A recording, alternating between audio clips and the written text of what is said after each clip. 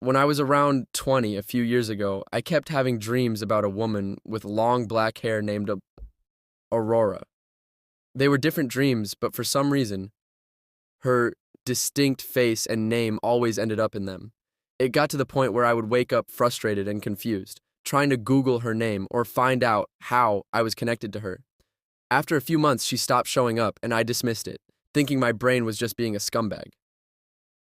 Fast forward a few years later, Halloween 2009. I'm in the car with a friend stopped at a gas station. I'm about to pull out and merge onto a highway when I get a phone call from a random number, so I stopped the car but no one answered. There was a person behind me who grew impatient, honked at me, and then swerved in front of me instead of waiting for 2 seconds for me to move. Second, they get on the highway. Some silver Civic loses control of their wheel and crashes into the car that swerved in front of me. I called the cops and waited at the gas station for them to come. Turns out the drivers of both cars died. It 100% would have been me if I hadn't have got that phone call. Called it back a few hours later out of gratitude and curiosity, rang 3 times and went to voicemail. Hi, you've reached Aurora. Please leave your name and number. Ha. Never had goosebumps like that in me life. Called it again the next day because I was that confused about the whole situation. Some woman answers, we get to talking. I tell her my entire story, including the dreams I had. She tells me she doesn't know how I got her number and that she never called me as far as she remembers. Weird. Ask her if she has a Facebook to confirm if she is in fact the woman in my dreams. Check her Facebook. Holy fuck, it's her. If that's not a glitch in the Matrix, then I'm just batshit crazy. My friend used to put up a recurring away message back in the day when everybody had AIM. She was a Beatles superfan and put up a sentiment from John and Yoko. Acorns for peace.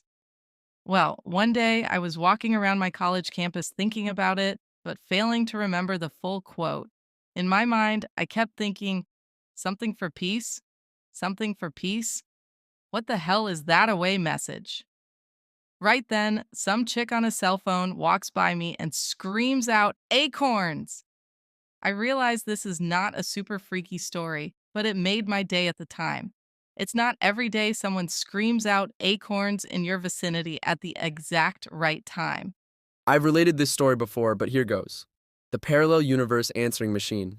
This happened about 15 years ago. I called my friend up and he wasn't home, so I left a message on his answering machine. I said, hey, it's me, kill all extremists. Sorry I missed you. Call you later. Bye. And then I hung up and left the house. I made no other calls. Later that day, he called back and he says, wow, that was quite a message you left. Who was that girl you were talking to? I was like, what are you talking about? I wasn't talking to any girl. Well, as it turns out, the message didn't end after I said bye. I had to go over to his house and listen to this message a few times.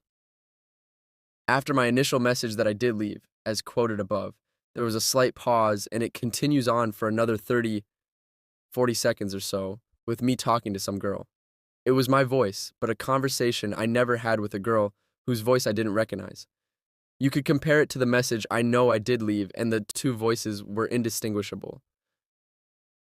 Not just the voice, but, talking mannerisms. It was my voice. Also, references to my occupation and activities were the same. Basically, in this conversation, I was talking to this girl about going skiing, but I had to go down to my shop and work on a car first, which totally correlated to me.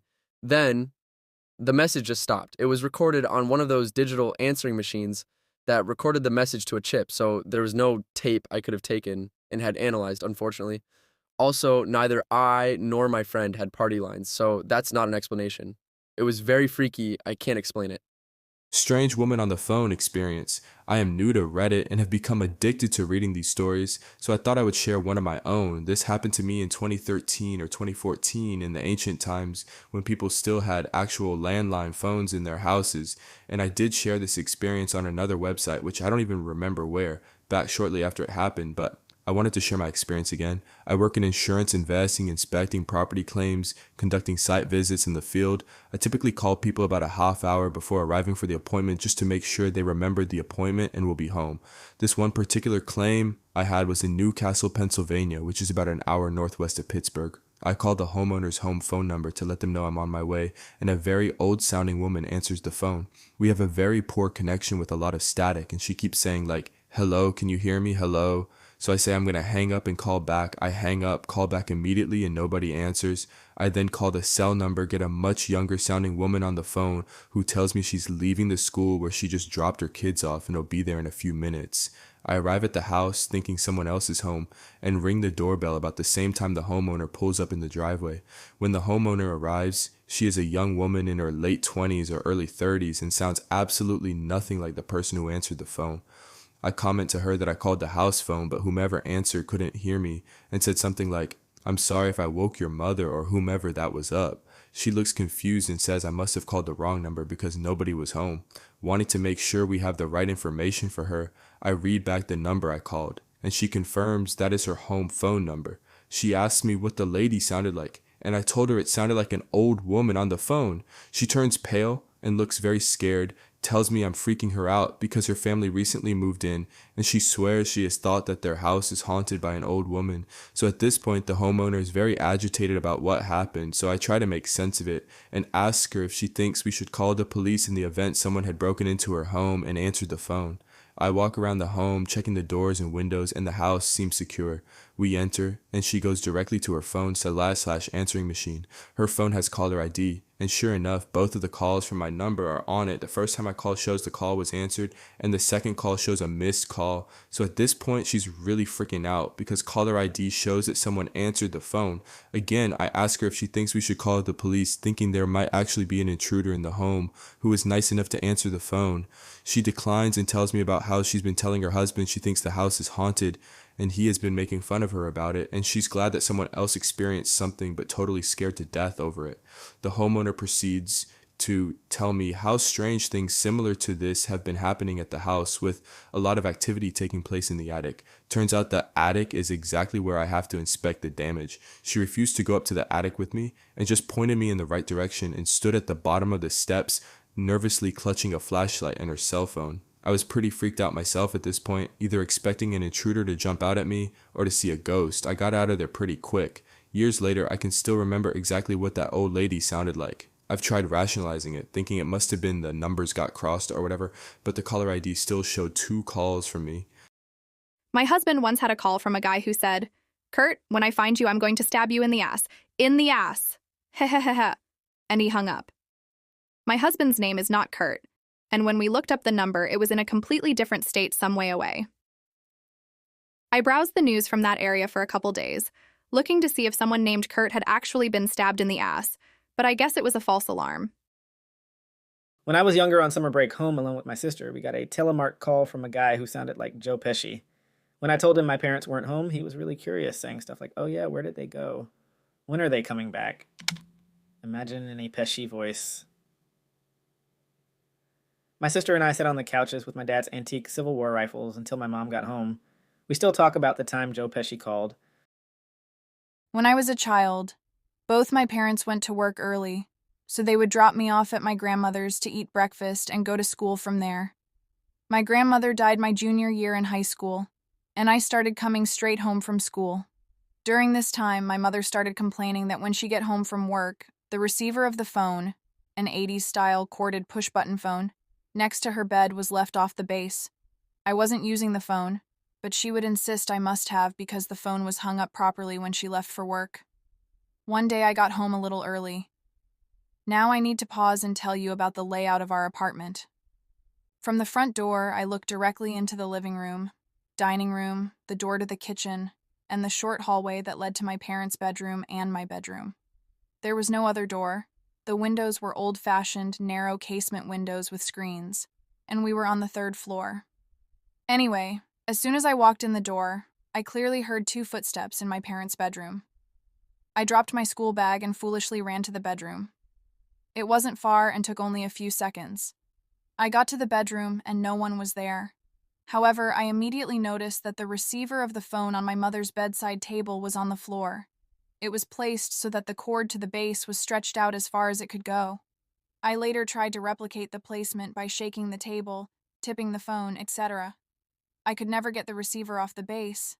When I finally resorted to knocking it off with a finger, it would fall on the table or next to it. The only way I could replicate the placement of the receiver where I found it was to carefully stretch the cord, place it, and hold it for a few moments. It could not have gotten to that spot by accident. When I found the phone, I hung it up and it immediately rang. I answered it, and it was my dad. He asked what was wrong. I asked him why he asked. He said he had called, apparently just before I got home, and someone, he thought it was me, answered the phone but never said anything. He finally hung up and had been trying to call back and only got through after I hung up the phone. I've never figured out what happened. I definitely heard footsteps, and I'm just as certain there was no one there. No one went by me. The windows in the bedroom were not disturbed, and my parents had too much stuff under the bed and in the closet for anyone bigger than an infant to hide in either spot. Also, after this, my mother never found the phone disturbed again. So I had a cyber stalker for a number of years. It began in World of Warcraft because I would often talk trash on the WoW forums. I was in one of our server's bigger raiding guilds, and we were also well known for PvPing. Talking shit was just part of what we did. So this one guy who was kind of shitty, but in a big guild in the other faction really hates me. Whenever I'd see him in a battleground or somewhere in the world, he'd focus on trying to kill me for hours on end. I found it comical. It was always followed by forum shit-talking. I wasn't super protective of my identity. All my guildmates knew me. I was dating a girl I met on WoW, and so this guy eventually somehow finds out my name. After searching online, he gets enough info to find my parents' phone number. He calls them one night, and my mom, who was very ill and often was pretty out of it, answers the phone. He tells her he's an old friend and asks for my number. Usually my parents would never give that out, but my mom did in this scenario. My dad heard her do it and tried to get to the phone to stop her, but he was too slow. That's when the phone call started. I'd let them go to voicemail, and he'd leave messages saying how he was going to come to town and meet me face to face. He'd text me links to YouTube videos he'd make about me and my family and friends. Gross stuff about lighting my mom and her wheelchair on fire and pushing her over a hill. Orgy gangbangs of my sister and cousin. Execution videos that he'd do these weird voiceover commentary on describing how this would be me and my family. He'd send links to my friends on Facebook. I'd get the stuff removed quickly, but it was aggravating and creepy. So one night I'm woken up in the middle of my night because my dog was really sick. I get up to take her outside. I lived in a secure apartment building, and there aren't many good areas for her to use the bathroom, just a few areas with patches of grass. I go over to one and my phone rings. I see the area code and know it's this creep. It's the middle of the night. And it pisses me off, so for the first time ever, I answer it. Keep in mind that I knew this guy's name and the city he lived in. It was very far away, well over 1,000 miles. It would be quite a trip to come to the city I lived in at that time. Hello. Awfully late to have to take the dog out. Is the poor thing sick? Followed by cartoonish laughter. I scan around and don't see anyone, but this really frightened me. I lashed out anyway because I was sick of this shit. It had gone on for half a decade at this point. Dude, what the fuck is your problem? Are you still pissed because of a video game? Surely you've grown up by now. You need to get over it and get a fucking life. His reply still haunts me to think about. Tonight I won't be getting a life. I'll be taking one. And then he hung up. I looked all around me. I saw no one. No lights, no suspicious cars, no movement, no noises. I hurriedly took my dog back into the apartment and called the police. I filed a report, and they told me I should call the police in the city he lived in, and file one there too. If the call originated in his city, I needed to have it on file with their PD. I did it as soon as I got back up to the apartment.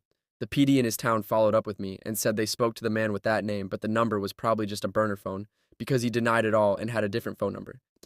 They told me to file another report if it happened again. My PD did nothing after searching the area and not finding anyone. I asked them to check hotel registries and such, but they seemed disinterested in putting in that much effort. They treated it like a prank call. Even though I said he threatened my life, I never heard from him again.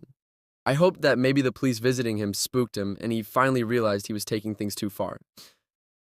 I also don't know if he was there that night, if he poisoned my dog somehow to get her sick, or if it was all coincidence and lucky guessing. I have no idea. Creeps me to my core even now when I think about it. I'll say this tough. I really don't ever talk shit on the internet anymore. Partly because when I did that, I was young and immature, but also because you just don't know what kind of person you might be dealing with.